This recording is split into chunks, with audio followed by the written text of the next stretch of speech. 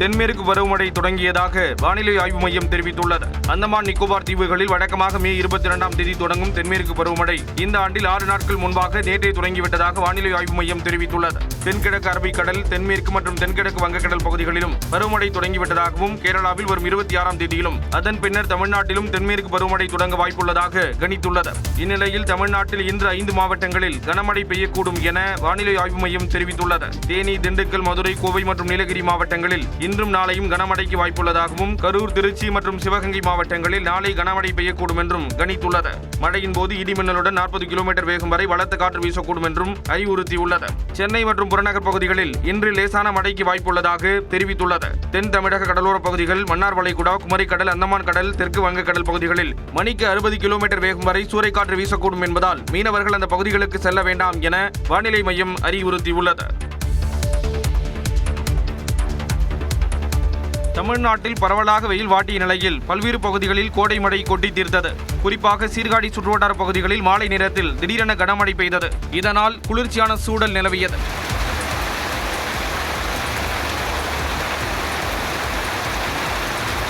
அதேபோல உதகை மற்றும் அதன் சுற்றுவட்டார பகுதிகளில் அரை மணி நேரத்திற்கு மேலாக மழை பெய்தது.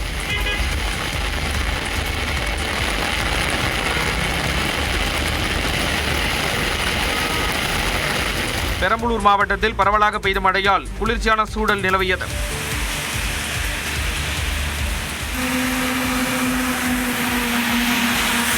திருச்சியில் கம்பரசம்பேட்டை, உறையூர், தில்லைநகர், கண்டோன்மெண்ட் உள்ளிட்ட பகுதிகளில் பெய்த மழையால் சிறுவர்கள் உற்சாகமடைந்தனர்.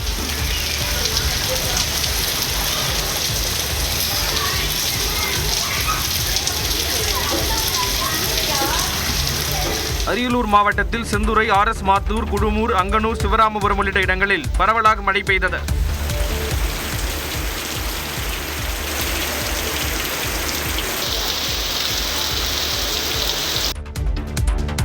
தமிழக அமைச்சரவைக்கான துறைகள் ஒதுக்கீடு செய்யப்பட்டுள்ள நிலையில் உள்துறை, மகளிர் நலன், இளைஞர் நலன், குழந்தைகள் நலன் உள்ளிட்ட துறைகளை முதலமைச்சர் விஜய் தன்வசம் வைத்துள்ளார். தவிக சார்பில் அமைச்சர்களாக பதவியேற்ற 10 பேருக்கான துறைகளை ஒதுக்கீடு செய்யப்பட்டுள்ளதாக ஆளுநர் மாளிகை அறிவித்துள்ளது. அதன்படி முதலமைச்சர் விஜய் வசம் காவல், உள்துறை, சிறப்பு திட்ட செயலாக்கம், மகளிர் நலன், இளைஞர் நலன், குழந்தைகள் நலன், முதியோர் மற்றும் மாற்றுத்திறனாளிகள் நலன், நகராட்சி நிர்வாகம், நகர்ப்புற மற்றும் குடிநீர் வழங்கல் ஆகிய துறைகள் உள்ளன.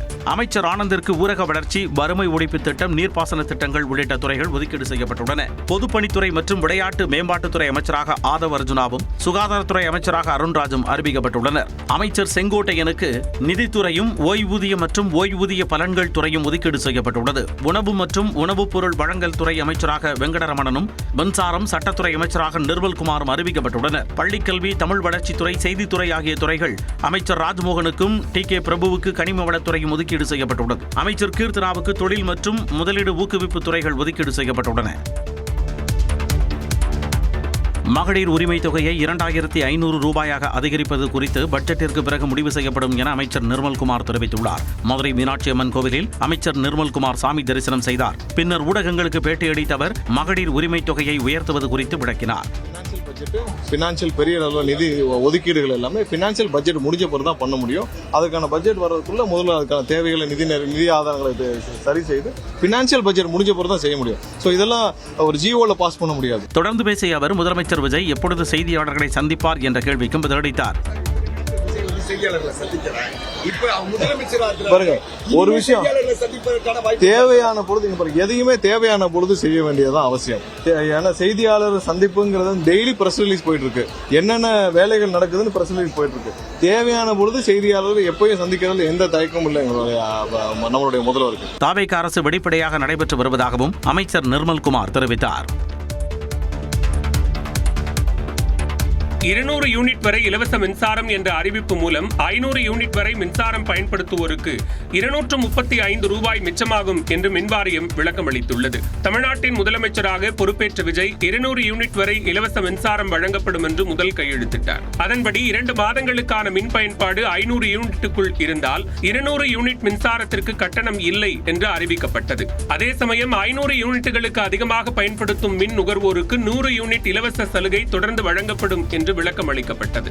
இந்நிலையில் புதிய கட்டண மாற்றம் குறித்து விளக்கமளித்துள்ள மின்வாரியம் 500 யூனிட்டிற்கு குறைவாக மின்சாரம் பயன்படுத்தும் ஒவ்வொரு குடும்பத்திற்கும் 235 ரூபாய் வரை மிச்சமாகும் என்று தெரிவிக்கப்பட்டுள்ளது.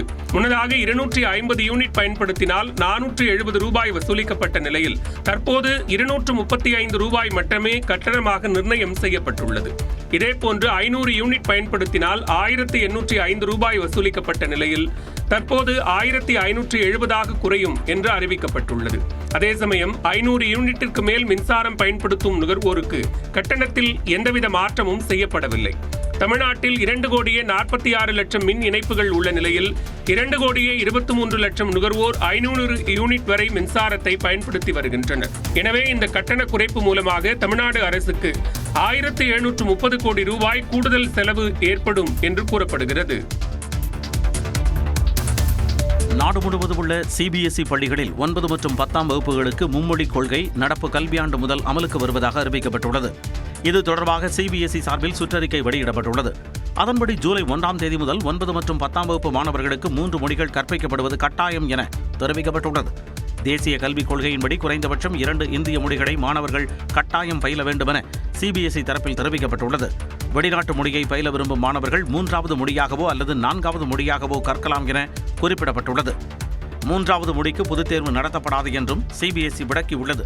பள்ளி அளவிலேயே இந்த மொழிக்கான தேர்வு நடத்தப்படும் என்றும் அந்த மதிப்பெண் தான் மதிப்பெண் சான்றிதழில் பதிவு செய்யப்படும் எனவும் தெரிவிக்கப்பட்டுள்ளது. மாணவர்கள் மத்தியில் மன அழுத்தத்தை குறைப்பதையும் அதே சமயம் பன்மொழி கற்றலை ஊக்குவிப்பதையும் நோக்கமாக கொண்டு இந்த நடவடிக்கை எடுக்கப்பட்டுள்ளது. ITI எனப்படும் தொழிற்பயிற்சி நிலையங்களில் மாணவர் சேர்க்கைக்கான ஆன்லைன் விண்ணப்ப பதிவு தொடங்கியுள்ளது. தமிழ்நாட்டில் வேலைவாய்ப்பு மற்றும் பயிற்சித் துறையின் கீழ் 132 அரசு தொழிற்பயிற்சி நிலையங்களும் 311 தனியார் தொழிற்பயிற்சி நிலையங்களும் இயங்கி வருகின்றன. இவற்றில் நடப்பு கல்வி ஆண்டில் மாணவர் சேர்க்கைக்கான ஆன்லைன் விண்ணப்ப பதிவு நேற்று தொடங்கியது. தொழிற்பயிற்சி நிலையங்களில் சேர்ந்து பயிற்சி பெறுவதற்கான விண்ணப்பங்களை www.skilltraining.tn.gov.in என்ற இணையதளத்தில் வரும் 3ஆம் தேதி வரை சமர்ப்பிக்கலாம் என்று தெரிவிக்கப்பட்டுள்ளது. இணையதளத்தில் பதிவு செய்ய வசதியில்லாத மாணவர்கள் தமிழ்நாடு முழுவதும் ஏற்பாடு செய்யப்பட்டுள்ள உதவி மையங்கள் மூலமாக சேர்க்கை பதிவை மேற்கொள்ளலாம் என்று கூறப்பட்டுள்ளது. மதிப்பெண்களின் அடிப்படையில் நடைபெறும் இணையதள கலந்தாய்வுக்கான தரவரிசை பட்டியல் மற்றும் கலந்தாய்வு குறித்த விவரங்கள் வரும் 3ஆம் தேதிக்கு பிறகு வெளியிடப்படும் என்றும் வேலைவாய்ப்பு மற்றும் பயிற்சித்துறை தெரிவித்துள்ளது. ராஜராஜ சோழன் காலத்தைச் சேர்ந்த செப்பேடுகளை இந்தியாவிடம் நெதர்லாந்து ஒப்படைத்திருக்கிறது.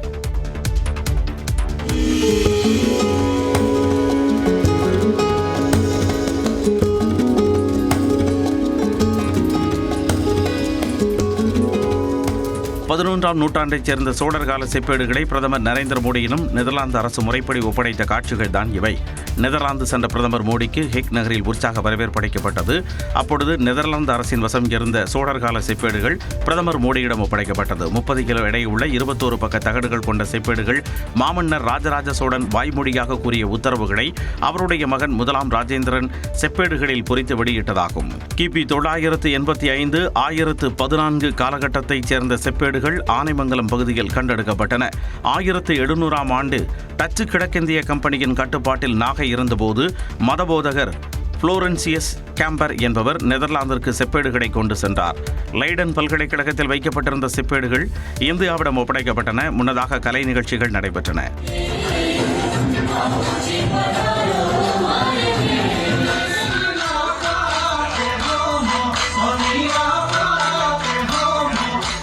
செப்பேடுகள் ஒப்படைக்கப்பட்டது இந்தியர் அனைவருக்கு மகிழ்ச்சிகரமான தருணம் என்று பிரதமர் எக்ஸ் பக்கத்தில் குறிப்பிட்டுள்ளார். அவை சோழர்களின் பெருமையை பறைசாற்றுவதாகவும் இந்தியர்களாகிய நாம் சோழர்களின் கலாச்சாரம், கடற்படை திறமை ஆகியவற்றால் பெருமை கொள்வதாகவும் கூறியுள்ளார். நெதர்லாந்தில் இருந்த ஆனைமங்கலம் செப்பேடுகள் இந்தியா கொண்டுவரப்படுவதால் நாகை மாவட்டம் கீழ்வேளூர் அருகே ஆனைமங்கலம் பகுதி மக்கள் மகிழ்ச்சியில் திளைத்துள்ளனர். நெதர்லாந்திலிருந்து செப்பேடுகளை கொண்டு போய் நம்முடைய பாரத பிரதமரிடம் ஒப்படைத்தது நம்முடைய மாநிலத்துக்கே மிக பெருமையுடையதாக இருக்கு. இது வரைக்கும் எங்களுக்கு நிறைய பேருக்கு தெரியாமலே இருந்தது. இப்போதான் ஒவ்வொரு சிறப்புகளையும் தெரிய ஆரம்பிக்கிறது, புகழ் பெற்றிருக்கு அப்படின்ட்டு. செப்பேடுகளை தமிழ்நாட்டிற்கு கொண்டு வர வேண்டுமெனவும் ஆனைமங்கலம் பகுதியில் அகழ்வாராய்ச்சி நடத்த வேண்டுமெனவும் கிராம மக்கள் கோரிக்கை விடுத்துள்ளனர். இதனால அரசாங்கம் எங்க ஊர்ல உள்ள சிவன் கோயிலையும் எடுத்து கட்டி கொடுத்து எங்களுக்கு போக்குவரத்து வசதியை செஞ்சு கொடுத்தா அது பெரிய உதவியா இருக்கும். அதை நாங்க பெரிய சந்தோஷமாவும் நினைக்கிறோம். பழமையான சிவன் கோயிலை புனரமைத்து போக்குவரத்து வசதி செய்து தந்தால் இளைய சமூகத்தினர் அறிந்து கொள்ள பயன்படும் எனவும் தெரிவித்துள்ளனர். இந்நிலையில் ஆனைமங்கலம் செப்பேடுகளை தமிழ்நாடு அரசிடம் ஒப்படைக்க வேண்டும் என முன்னாள் அமைச்சர் தங்கம் தென்னரசு மத்திய அரசை வலியுறுத்தியுள்ளார். இது தொடர்பான எக்ஸ் பதிவில் செப்பேடுகளை மீட்க திமுக அரசு மத்திய அரசை வலியுறுத்தியதை சுட்டிக்காட்டியுள்ளார். பிரதமரிடம் செப்பேடுகள் ஒப்படைக்கப்பட்டுள்ளதை வரவேற்பதாகவும் அதை தமிழ்நாட்டிற்கு கொண்டுவர தற்போதைய அரசு உரிய நடவடிக்கை எடுக்க வேண்டும் எனவும் வலியுறுத்தியுள்ளார். நீட் தேர்வு வினாத்தாள் கசிவு விவகாரத்தில் புனேவைச் சேர்ந்த பேராசிரியையும் நீட் தேர்வுக்கான வினாத்தாள் தயாரிப்பு குழு உறுப்பினருமான மனிஷா மந்தாரேவை சிபிஐ அதிகாரிகள் கைது செய்தனர். நாடு முழுவதும் இளநிலை மருத்துவ படிப்பு மாணவர்கள் சேர்க்கைக்கான நீட் தேர்வு கடந்த 3ஆம் தேதி நடைபெற்றது. இதில் சுமார் 23 லட்சம் மாணவர்கள் கலந்து கொண்டனர். ஆனால் தேர்வுக்கு முன்பே நீட் தேர்வு வினாத்தாள் கசிந்ததாக குற்றச்சாட்டு எழுந்ததை அடுத்து அந்த தேர்வு ரத்து செய்யப்பட்டது. நீட் வினாத்தாள் கசிவு தொடர்பாக மகாராஷ்டிரா, ராஜஸ்தான், ஹரியானா மாநிலங்களில் தொடர்புடைய நபர்களிடம் சிபிஐ அதிகாரிகள் விசாரணை நடத்தி வருகின்றனர். இந்நிலையில் இந்த வழக்கில் மகாராஷ்டிர மாநிலம் புனேவைச் சேர்ந்த தாவரவியல் பேராசிரியை மனிஷா மந்தாரேவை சிபிஐ அதிகாரிகள் கைது செய்தனர். டெல்லியில் நடத்தப்பட்ட விசாரணைக்கு பின்னர் அவர் கைது செய்யப்பட்டார். கடந்த மாதம் புனேவில் உள்ள தனது இல்லத்தில் நடத்தப்பட்ட ரகசிய பயிற்சி வகுப்பின் போது அவர் வினாத்தாளை கசியவிட்டதாகவும் இதற்காக மாணவர்களிடம் லட்சக்கணக்கில் பணம் வசூலித்ததாகவும் சிபிஐ அதிகாரிகள் குற்றஞ்சாட்டியுள்ளனர். இந்த வழக்கில் புனேவைச் சேர்ந்த வேதியியல் விரிவுரையாளர் குல்கர்னி என்பவர் ஏற்கனவே கைது செய்யப்பட்டிருந்தார். அவர்கள் இருவருமே நீட் வினாத்தாளை தயாரிக்கும் நிபுணர் குழுவில் உறுப்பினர்களாக இருந்தது தெரியவந்துள்ளது. மனைவி ஆர்த்தியிடமிருந்து விவாகரத்து கிடைக்கும் வரை தன்னுடைய படங்கள் வெளியாகாது என்று நடிகர் ரவிமோகன் அறிவித்துள்ளார். கடந்த ஆண்டு செப்டம்பர் மாதம் நடிகர் ரவிமோகன் தனது மனைவி ஆர்த்தியை விவாகரத்து செய்வதாக அறிவித்தார். இது தொடர்பான வழக்கு நிலுவையில் உள்ள நிலையில் பாடகி கெனிஷாவுடன் ரவிமோகன் பொதுவெளியில் தோன்றி வந்தார். இந்நிலையில் வீடியோ ஒன்றை வெளியிட்ட கெனிஷா நடிகர் ரவியை விட்டு விலகுவதாக தெரிவித்தார். இந்நிலையில் செய்தியாளர்களை சந்தித்த நடிகர் ரவிமோகன் சாது மிரண்டால் காடு கொள்ளாது என்று கூறி தனது ஆதங்கத்தை வெளிப்படுத்தினார். சாதுவா இருந்த என்ன நிறைய பேர் சீண்டணும்னு நினைக்கிறாங்க. ஸோ முதல்ல நான் சொல்ல வேண்டியது என்னென்னா, என் படம் இனிமேல் ஸ்க்ரீனில் ரிலீஸ் ஆகாது. என் டைவர்ஸ் கிடைக்கிற வரைக்கும் நான் நடிக்க போகிறது கிடையாது. ஏன்னா என்னால் நடிக்க முடியல. எனக்கு நடந்த அவமானங்கள், தேவையில்லாத அவமானங்கள் என்னால் தாங்க முடியல. தொடர்ந்து பேசிய அவர் பிளாக்மெயில் செய்துதான் ஆர்த்தி தன்னை திருமணம் செய்து கொண்டதாக குற்றம் சாட்டினார். அவங்களுக்கு கை அறுத்துக்கிட்டு தான் என்னை கல்யாணம் பண்ணாங்க. பிளாக்மெயில் மேரேஜ் தான் இது. டெத் விஷ் வாங்கிட்டு தான் நான் இத்தனை வருஷம் உட்காந்துருந்தேன். வெளியே வந்து இந்த லாஸ்ட் 2 வருஷம் தான் ஒரு மனுஷனை காத்து வாங்குறது கூட நான் என்னால் என்ஜாய் பண்ண முடியும். ஒரு மனுஷனை கூட எல்லாருக்கும் தெரியும். ஆர்த்தி குடும்பத்தார் மனரீதியாக டார்ச்சர் செய்ததாகவும் ரவிமோகன் வேதனையை வெளிப்படுத்தினார். பாடகி கெனிஷாவை சைபர் புல்லிங் செய்து அனுப்பிவிட்டதாக நடிகர் ரவிமோகன் குற்றம் சாட்டியுள்ளார். மனுஷனுக்கு ஒரு கஷ்டம் வரும்போது அப்ப மட்டும்தான் தெரியும் அவங்க கூட யார் இருப்பாங்க. அப்படின்னு என்ன பண்ணுதாங்க கெனிஷா. எப்படி வளர்ந்தவங்க தெரியுமா அவங்க வீடியோ போட்டு அதுல ஒரு சைபர் புல்லிங். ஒரு பொண்ணு என்ன புரிஞ்சுக்கிச்சு, ஏன் பார்க்காத ஹீரோயினாங்க, என் வேலையே அழகான பொண்ணுங்க கூட தான் நடிக்கிறது, அதான் என் வேலையே.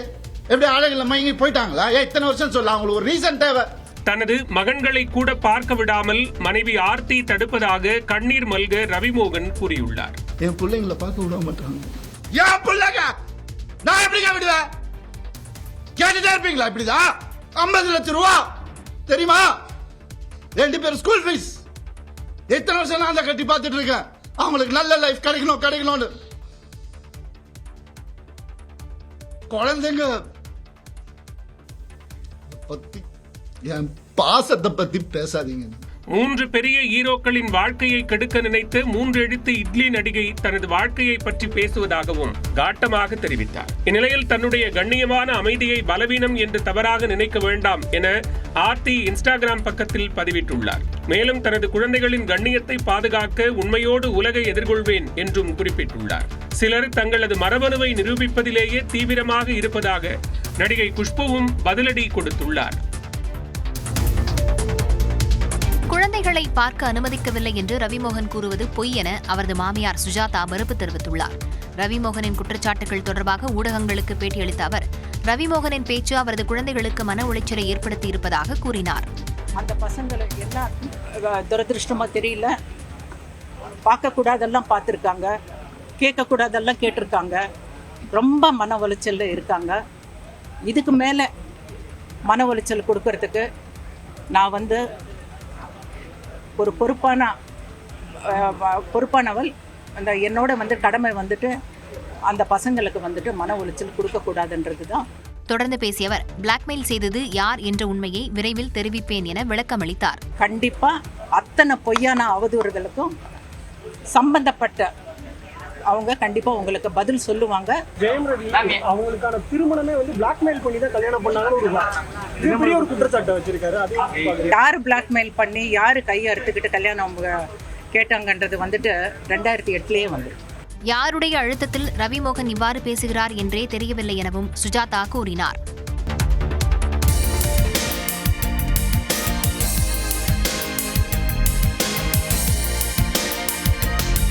கொடைக்கானல் பிரெயின் பூங்காவில் பூத்து குலுங்கும் லட்சக்கணக்கான மலர்களை சுற்றுலா பயணிகள் ஆர்வமுடன் கண்டுகளித்தனர். கொடைக்கானல் நகரின் மையப்பகுதியில் அமைந்துள்ள பிரெயின் பூங்காவில் ஆண்டுதோறும் மே மாதம் மலர் கண்காட்சி நடைபெறும்.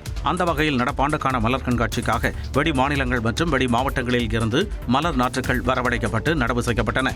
மலர் கண்காட்சி விரைவில் தொடங்கவுள்ள நிலையில் நடவு செய்யப்பட்ட நாற்றுகளில் மலர்கள் பூத்து குலுங்க தொடங்கியுள்ளன. கோடை விடுமுறையை ஒட்டி கொடைக்கானல் வரும் சுற்றுலா பயணிகள் கண்கவரும் மலர்களை ஆர்வமுடன் கண்டுகளித்து வருகின்றனர்.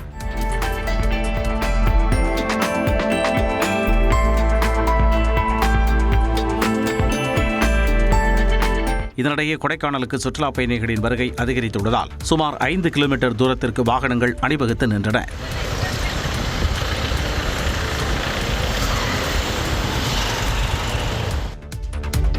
பைக் ரைடர்கள் போல வடமாநிலங்களுக்கு சென்று கஞ்சா கடத்தி வந்து விற்பனை செய்த 6 இளைஞர்களை ஆவடி காவல்துறையினர் கைது செய்தனர்.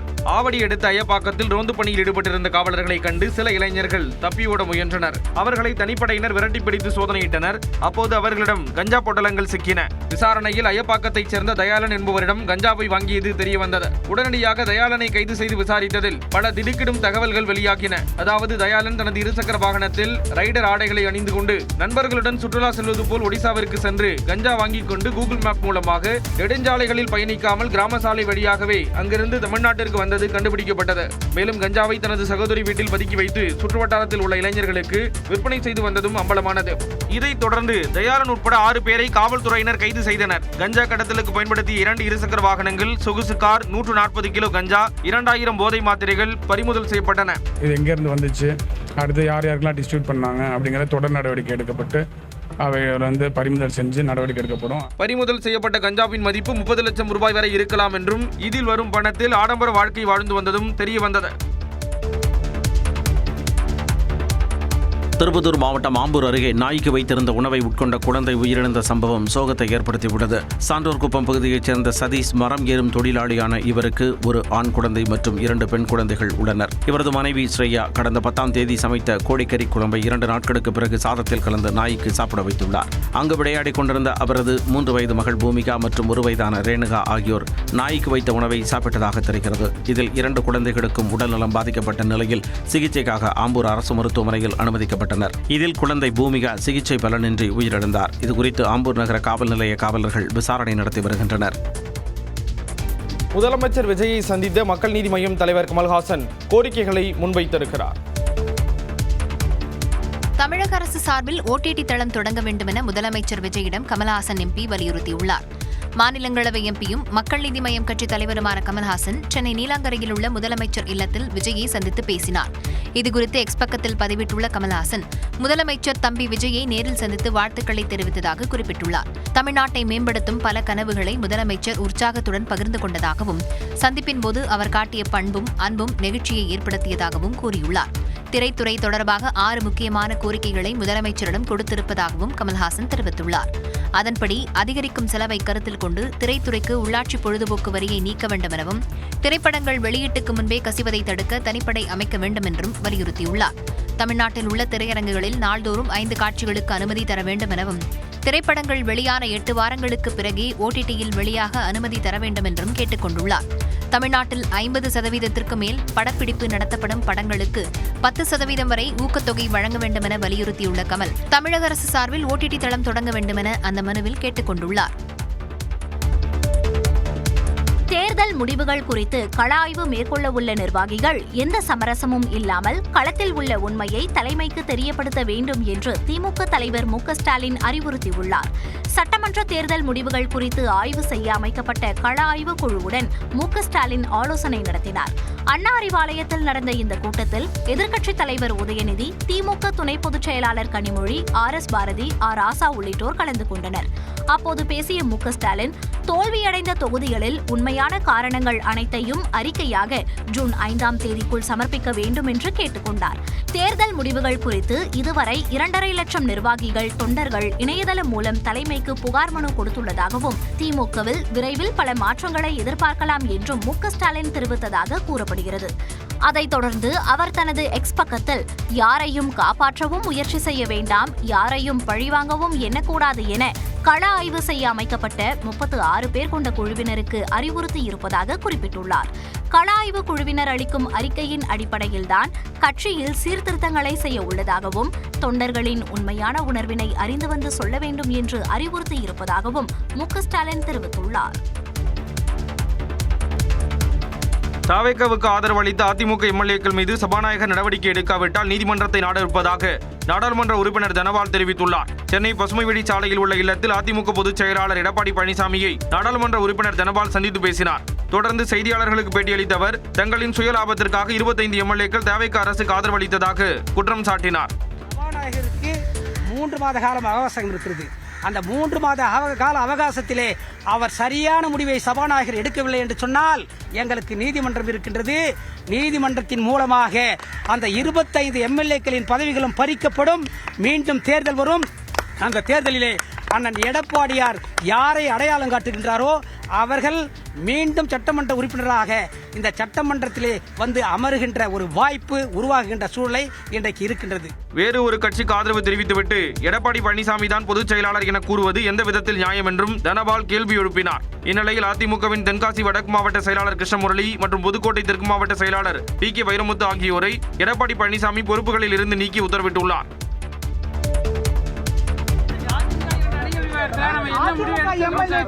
கட்சி மாறி வாக்களித்ததுக்கு அவங்க கொள்ளட விஷயத்தில் என்ன முடிவு எடுக்க போறீங்க? நிறைய 2 தரப்பினரும் மனுக்களை கொடுத்திருக்கிறார்கள். அத்தனை மனுக்களும் ஆய்வில் இருக்கிறது. உரிய நேரத்தில் உரிய முடிவு எடுக்கப்படும். அதிமுக சட்டமன்ற உறுப்பினர்களை தகுதி நீக்க கோரும் விவகாரத்தில் சபாநாயகர் JCT பிரபாகர் தெரிவித்த விளக்கம்தான் இது. தன்னை வெற்றி பெறச் செய்த 1000 வடக்கு தொகுதி மக்களுக்கு சபாநாயகர் JCT பிரபாகர் நேரில் நன்றி தெரிவித்து வருகிறார். அந்த வகையில் தொகுதிக்குட்பட்ட ராயப்பேட்டை அவ்வை சண்முகம் சாலை பகுதியில் வாக்காளர்களுக்கு நன்றி தெரிவித்தார். அப்பொழுது செய்தியாளர்களிடம் பேசிய அவர், இந்த பகுதியில் சாலை மற்றும் கழிவுநீர் கால்வாய் வசதிகள் 1 மாத காலத்திற்குள் செய்து கொடுக்கப்படும் என்று உறுதியளித்தார்.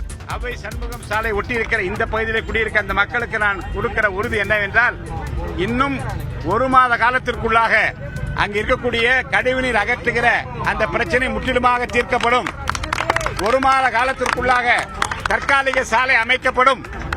போக்குவரத்திற்கு இடைஞ்சல் இல்லாமல் நீங்கள் எதை விரும்புகின்றீர்களோ அதை செய்து தருவதற்கு இன்றைக்கு சொல்லியிருக்கிறேன். நிச்சயமாக நடக்கும். தொகுதிக்குட்பட்ட இடங்களில் உள் விளையாட்டு அரங்கங்கள் அமைக்க நடவடிக்கை எடுக்கப்படும் என சபாநாயகர் தெரிவித்தார்.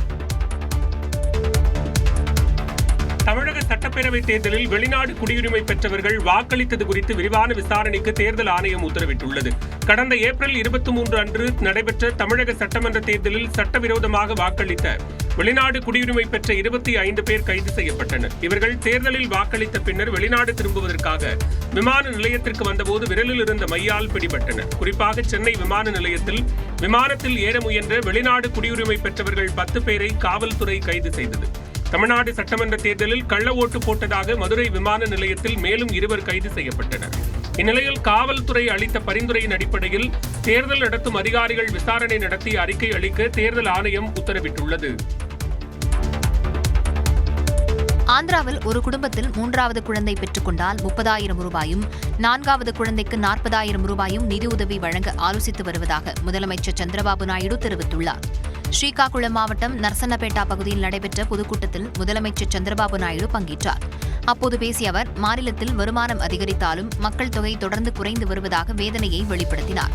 ஒரு காலத்தில் மக்கள் தொகை கட்டுப்பாட்டு நடவடிக்கையை ஆதரித்த போதிலும் தற்போது பிறப்பு விகிதத்தை அதிகரிக்க வேண்டிய நேரம் வந்துவிட்டதாக தெரிவித்தார். தொடர்ந்து பேசிய சந்திரபாபு நாயுடு 3வது மற்றும் 4வது குழந்தை பெற்றுக்கொள்ளும் தம்பதிகளுக்கு நிதி உதவி வழங்க முடிவெடுத்திருப்பதாக கூறினார். 30,000 రూపాయలు పుట్టిన వెంటనే ఇస్తాం. 4వ చైల్డ్కి 40,000 రూపాయలు ఇస్తాం. இதேபோல 2வது குழந்தை பெற்றுக்கொள்ளும் தம்பதிகளுக்கு 25,000 ரூபாய் நிதியுதவி வழங்கப்படும் என சில மாதங்களுக்கு முன்பு சந்திரபாபு நாயுடு கூறியிருந்தது குறிப்பிடத்தக்கது. நீட் விவகாரத்தில் அரசியல் கட்சிகள் தொடர் போராட்டங்களை முன்னெடுத்திருக்கின்றன.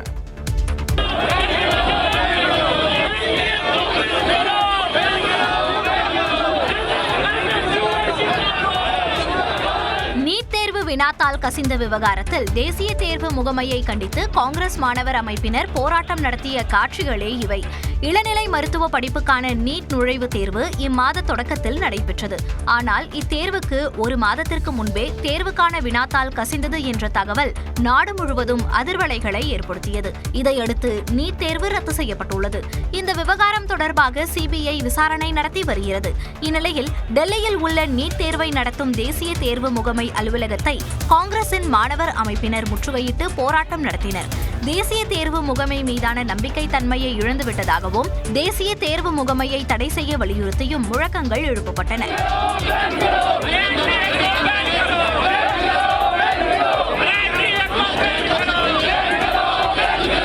அப்போது போராட்டக்காரர்களுக்கும் பாதுகாப்பு படையினருக்கும் இடையே தள்ளுமுள்ளு ஏற்பட்டதால் பரபரப்பு நிலவியது. நீட் தேர்வே ஒரு சதித்திட்டம் என்றும் கல்வித்துறையில் மத்திய அரசு தலையிடக்கூடாது என்றும் திமுக செய்தி தொடர்பாளர் TKS இளங்கோவன் தெரிவித்துள்ளார். நீட் தேர்வை ரத்து செய்ய வலியுறுத்தி சென்னை எழும்பூரில் திராவிட கழக தலைவர் கி வீரமணி தலைமையில் கண்டன ஆர்ப்பாட்டம் நடைபெற்றது. அப்போது பேசிய கி வீரமணி மனு தர்மத்தின் இன்னொரு முகம்தான் நீட் தேர்வு என்று சாடினார். இதுக்கு இந்த ஊழல் வந்த உடனே பொதுவா ஜனநாயகத்தை மதிக்கிறோம்னு சொல்லக்கூடிய எந்த கட்சியாக இருந்தாலும் ராஜினாமா செய்வார்கள், பொறுப்பேற்பார்கள். ஆனால் மோடி அரசில் இதுவரையில் யாராவது பொறுப்பேற்றிருக்கிறார்களா? தர்மேந்திர பிரதான் என்று சொல்லக்கூடிய ஒருவர் அவர் ஏதாவது விலகி இருக்க வேண்டாமா? முன்னதாக பேசிய TKS இளங்கோவன் மருத்துவ படிப்பிற்கு மட்டும் நீட் தேர்வு கொண்டு வந்திருப்பதில் சதி இருப்பதாக விமர்சித்தார். ஏன் வட மாநிலங்களில் மட்டும் கேள்வித்தாள் வெளிவருகிறது, லீக் ஆகுது? ராஜஸ்தான்லேயோ மற்ற மாநிலங்கள்லையோ, தமிழ்நாட்டில் ஆகிறதில்லை. காரணம் அந்த மாணவர்களை படிக்க வைக்க அவங்களுக்கு இதுதான் வழி. நீட் தேர்வு ஒட்டுமொத்த மக்களுக்கும் எதிரானது என BCK தலைவர் திருமாவளவன் விமர்சித்தார்.